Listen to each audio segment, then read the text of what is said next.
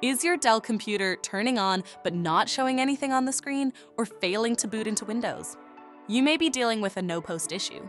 In this video, we'll guide you through how to identify common no-post symptoms and walk you through step-by-step solutions to fix the problem. A no-post issue can appear in several ways, such as your system powering on with no display, getting stuck on the Dell logo, showing inactive hard drive lights, or producing repeating beep codes or flashing power LEDs. Start with a simple but important step, checking your external peripherals. Sometimes, connected devices like USB drives, keyboards, or external monitors can interfere with startup.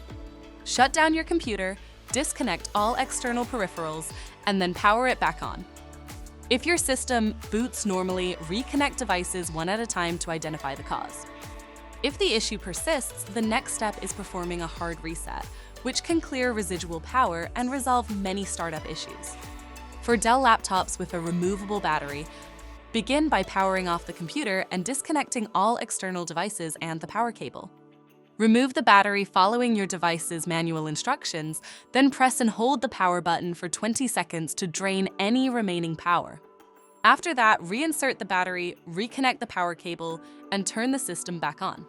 For laptops without a removable battery, turn off the system, disconnect all peripherals, but keep the power cable plugged in, then press and hold the power button for about 30 seconds until the power LED blinks 3 times.